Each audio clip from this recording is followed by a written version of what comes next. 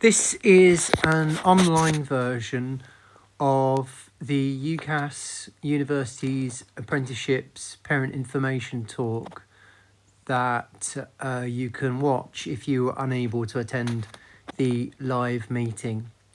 I'm going to try not to go into this in too much detail because it will take a long time, but my email address is at the end here, and you can drop me a message if you need any additional information on anything you see here. So the idea behind these evenings is to give you an overview of the process of how we support your son or daughter during their time here, and also set them up for their post-18 next steps. So there's a few choices available that you can see on this slide, and most of our students apply to university, a few to apprenticeships, with a few doing the other things you can see here. Some students are interested in finding out about alternatives to university, and the website at the bottom there is useful for that. UCAS is primarily the university college's admission service, but also has really good apprenticeship advice, as you see there. But the main go-to website for apprenticeships is the government website that you can see there in the middle. What we're talking about here is a higher apprenticeship, so an apprenticeship suitable for a student to do after they've studied A-levels. And I'll look at that process a little bit more later on. We invite in one of the biggest apprenticeship providers in the West Midlands to talk to our students and to get them registered on that gov.uk website if that's something they're interested in. So UCAS is sort of an intermediary, really, to talk more specifically about the university process. They charge an administrative fee, as you can see, and it enables students to make their 5 university choices. So we recommend every student at Aspire 6th makes a university application for the reasons you can see on this slide. Essentially, it's incredibly easy to get a university place. An apprenticeship, a higher apprenticeship, is extremely competitive and requires students to have the sort of interpersonal skills that some are still developing. And as you can see from that third bullet point, Incom, the West Midlands provider, have a very competitive process. So they can get 150 applicants for each apprenticeship position. So what we tell our students is, if you make a university application and have offers from universities, you can always reject them if your preferred apprenticeship application succeeds. And that's really, really crucial and a very important message to give to your son or daughter. So focusing more on university and higher education, it is sometimes an alien idea to a lot of students and parents, and often we have the fallacy of a student saying, why would I study geography? I don't want to be a geographer. So hopefully I can talk about how you can move past that fallacy. Essentially, we can see on this slide the opportunities a university application can give our students, and often our students return to us not necessarily telling us all about the academic endeavours that took place at university for them and the career they've ended up in, but actually how it was a life-building opportunity for them. So many students at this moment in their lives, when they're really worried about joining that sort of middle-class world of professions, are concerned about whether they will get the financial rewards from a university education. So these statistics hopefully will alleviate those concerns to an extent. The most important thing to say about this is these are averages. So I say to students very often, avoid the anecdote of, I know X student who went to uni and is now working in McDonald's. My question to that student is, what was that person's attitude like? What was their focus like? What degree did they get?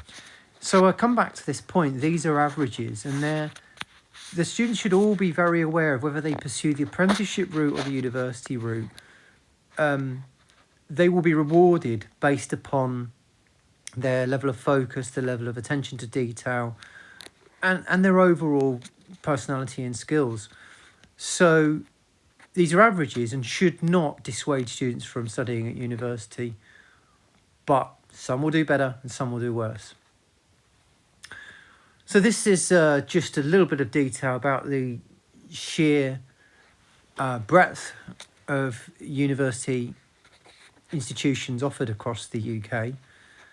And there's a huge advantage here for students. We've seen in 2022 a huge array of offers for our young people, and the universities have lots and lots of space. Partly this is because there's a demographic shortage of 18-year-olds, so it is a good time to be applying to university. This slide details a little bit of what we've done already and what we will be doing. So we have already spoken to the students in November about researching university choice, and my ideal is this is something that's ongoing, and that tutors do return to these conversations with the students about what their choices are. In October, we spoke about the importance of supercurricular thinking, especially reading, and how crucial that is in securing all university offers, but also the highly prestigious universities. Moving on, in February, the focus will be apprenticeships. In March, we're going to visit the University of Birmingham to get an experience. We tried to visit a university that's out of the region, but because of COVID, Birmingham this year being the only university to have said yes. In the summer term, we're going to meet with previous students, and my plan is to attend the UCAS conference at Birmingham NEC. In the summer, the applications open. They open in May, and students can start writing their applications at that point. Also, there are opportunities for free summer schools that I let the students know about, and these are really useful, especially for prestigious universities.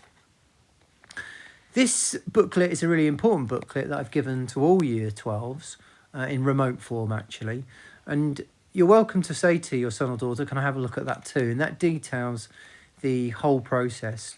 The students get a similar booklet for apprenticeships as well. So often one of the things parents worry about is how they can help their students research university choice. And I think the most important thing is to have conversations with your son or daughter. And these are some nice prompts to think about which university your son or daughter wants to apply for and things to have a look at. These are some really good websites to look at. The students know about all these already, but you can sit down with your son or daughter and have a look at them together. The Guardian League tables in the middle there are quite useful for looking at how the universities are rated. Don't just look at the headline figure of where the university is. Often universities punch above their weight in certain subjects. So traditional subjects like history, you would expect Oxford or Cambridge to be top, but sociology, for example, you will see at other universities punching above their weight, so to speak. Also look closely at some of the statistics on that website, which look at whether a student secures a career after a certain period of time after leaving university. So here's some key facts to consider. The students will make 5 university choices. There are 4 for medicine, and that's because it's so competitive. The students make an additional 5th choice of something that's not medicine, although normally related to it. Students can't apply to Oxford and Cambridge. They have to choose between the 2. And a really important point is the universities don't know the other institutions your son or daughter has applied for. So if a student's desperate to get into Warwick, they shouldn't address their personal statement in that way. otherwise they'll offend the other 4 universities. The whole process is online, as it says at the top there. These are some deadlines for 2023 entry, and the one that we are interested in is that for first Monday in November, which is our internal school deadline for all applications. So that means from this point that you're seeing this presentation, students have about 11 months to research and apply to university. This gives you a little bit of an overview of the ucas.com process. So there are 8 sections that have to be completed, and I'll just scroll through this. The reference is added by the tutor. One of the things the students have to get very used to is the importance of predicted grades. One of my mantras for students is know the entry requirements of the university. This slide details that, but it's really important to say that there's a range of evidence the universities look to before they make an offer. So that's the personal statement the student writes, the reference that the tutor writes with input from subject teachers. But they do primarily look at the academic predictions from teachers. So that's either a point score, for example, a B grade is worth 40 points, or simple grades. So typically, Oxford University will require 3 A grades. Certain university degrees will ask for additional entry requirements, and students have got to be extremely diligent in looking into this. You know, it's not commonly required, but there might be an interview. There might be a requirement for a certain GCSE. And we encourage students to make sure they're aware really closely about their requirements to get an offer from certain universities. From this point onwards, we're going to be offering what's called a UCAS predicted grade on school reports to the sixth formers. And this gives them a hint about their academic standard. And it's no point students making an application for Warwick University, which will typically require 3 A grades, if their predictions are saying 3 B grades. We ask teachers to be positive because the universities want to see a positive picture, but we also need to be realistic as well. And often we have to have awkward conversations with students where we're saying, is this a realistic proposition for you? Equally, we often have conversations with students where we're saying, you should be a little more ambitious. Your predicted grades are saying A's. How about applying to a university that requires A's? The personal statement is a bit of a bugbear for students. It's something they worry about, but it is checked extremely thoroughly. I make the final check, and tutors are also regularly checking these as well. There's some similarity to apprenticeship applications. So often students can write their university personal statement and adapt it for their apprenticeship application. The reference is written by tutors, as I pointed out earlier, and there's lots of input from subject teachers as well. In the summer, I'll go through the process of how students obtain their academic reference. Track is how students can track their applications. There's more of that there. This is some information on what the students, how the universities make offers. There tends to be 3 types of offer made. Unconditional offers, where students don't have to worry about their A-level grades to get in. An unconditional offer literally says, we're not interested in your A-levels. They're quite controversial and are dying out now. Universities aren't making many unconditional offers. Unsuccessful, but mostly students get a conditional offer. So their offer is conditional on achieving certain A-level grades. That top right section is really very important. Universities now are under lots and lots of pressure to award contextual offers. What this means is they look at a student's circumstances if they're, for example, the first in their family to go to university, and they will lower the entry requirements. Students have to look out for this when they're researching, and sometimes have to make a separate application. Sometimes universities will apply the context without the student needing to apply for it. Students need to be aware of this though, and it is a really nice route into university for students who perhaps aren't highly academic, and the university will lower the grades for them. So students, when they receive their offers, reply with a firm and insurance offer. So that insurance choice, I should say, is all about if they don't quite get the grades, they can get in on their insurance choice. All their 3 other offers are declined.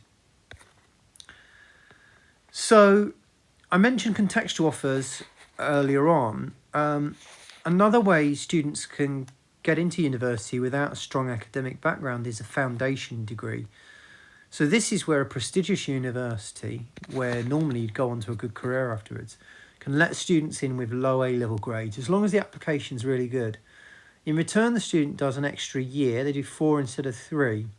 But the applicant needs to display a potential. And this has been a really useful route into university for some of our previous students who got into good universities with pretty low grades, actually. This is just a little bit of a picture of our students currently and some of the offers they've received. I like doing this because it just shows you that this isn't a new and alien idea for your sons or daughters. It's a process that we as staff have been through year after year after year. There's no reason at all why your son or daughter, if they've shown the right positivity, the good attitude and have worked hard, why they too can't get offers as good as these. A few other bits and pieces to do with university.